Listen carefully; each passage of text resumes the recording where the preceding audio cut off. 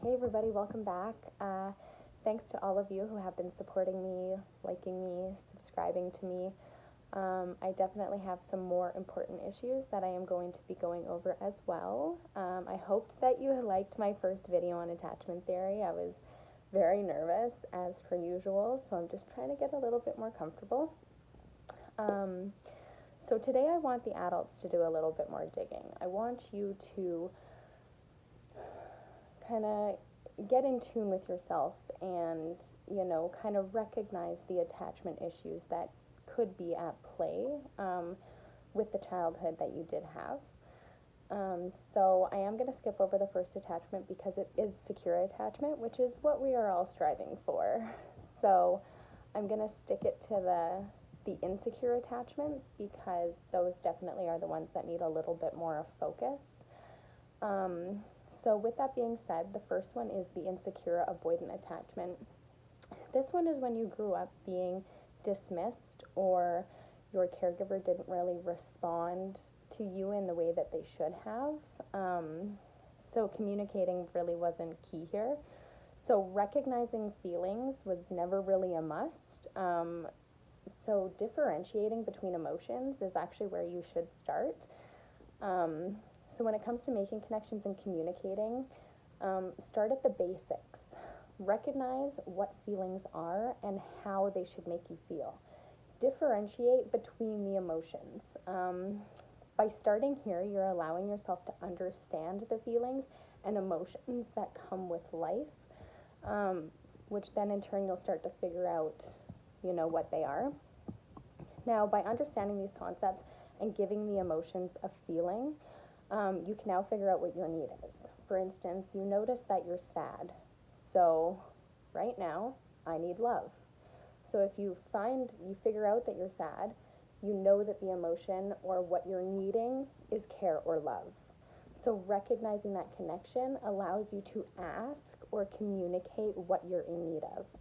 It's really tough to get to this point, just because we don't want, anybody who is avoidant doesn't want to deal with emotions. They don't really want to make those honest connections. So it is difficult, but opening up and allowing yourself to communicate with people and let them know exactly what you need as a person, which is something you didn't receive as a child, is a huge step. Now, if you are upset or you're having a negative feeling, as a person with avoidant insecure attachment, you tend to want to run away. You want to slam the door, grab your keys, you're out of here. So with this, communicate with words rather than tantrums. So go to a different room and say, I need space, but don't leave the house in an upset, distraught manner because it will only make things worse. Now with the resistant attachment, this is when you were always seeking out your caregiver and fighting for attention from them. And you didn't really explore your surroundings. Now, if the caregiver were to leave the child, they would start to become extremely distressed, as I said before. Now, the best thing is to make a narrative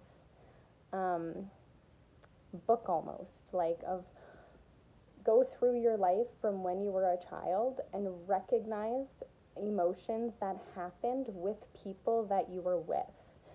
So make a narrative on all of the traumas that you have experienced, whether big or small. Start from your very first memories and pinpoint the people that were involved and how they helped you or didn't help you. By establishing these connections, you can then find out what triggers you specifically or who, and this will show you which relationships in your life need to be focused on, and then you can put your energy into that and not just your energy into absolutely everyone, because you will become exhausted. Now, for disorganized attachment, this attachment is when a caregiver is repeatedly failing to respond to their child's needs. Or distresses, or not responding to their fears or problems. Now, in children, this would entail fearing a caregiver that is emotionally and physically abusive. I did go over this yesterday, but just kind of going over it again so we understand. Now, this person has no idea how to regulate emotions at all and never feels safe in building a relationship. Within an adult relationship, this individual would almost fear being close or intimate in any form of that relationship. They have an incredibly hard time showing vulnerability and does not know how to show empathy towards others. And they have a hard time knowing personal boundaries.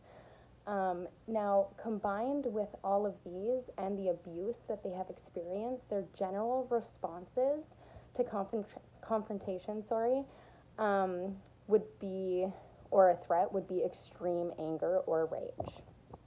Now, when you're choosing a partner and you have a disorganized style attachment issue, the best thing you can do is choose someone that has a healthier attachment.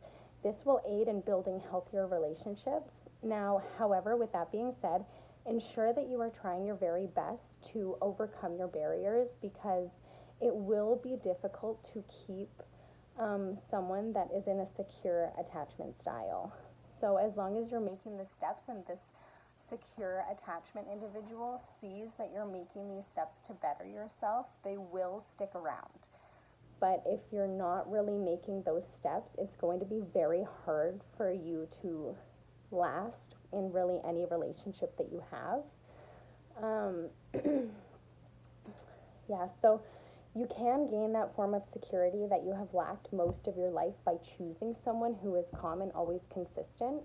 Now, having a partner who is more responsive to your needs and is secure within themselves will only allow this disorganized person to finally feel more vulnerable and trusting. Now, with this type of attachment, and really any of the insecure attachment styles, go to therapy. I mean, it's a lot easier said than done, and a lot of people don't necessarily enjoy therapy, but being able to connect with someone and have a good therapy relationship will only show you that you actually do have the ability to make these secure attachments, which will motivate you to make these changes in your own life, because it shows you that you're capable. And it'll help to kind of guide you to start making sense of your adventures. So alrighty, well, thank you so much for listening to me ramble. I know I have a tendency to do that, and I'm pretty, all over the place. I really hope that these 2 videos have helped you to establish a connection between your relationships and your attachments. If you do have any questions, please ask away. I am more than open to sharing all of this information. Now, next Saturday's video will be on ACE, which is short for Adverse Childhood Experiences, which really do impact the outcome of certain people who experience adversity as a child. It allowed me to make a connection between my past and my emotions, which allowed me to actually close a chapter in my life that I didn't think I would ever be able to close. Now, I will be completely transparent in the next video because I have experienced a lot of these adverse traumas, but I am more than ready to open up about it. So thank you so much. Please like me, share me, subscribe to me, and I hope you have a wonderful weekend. Thank you. Bye.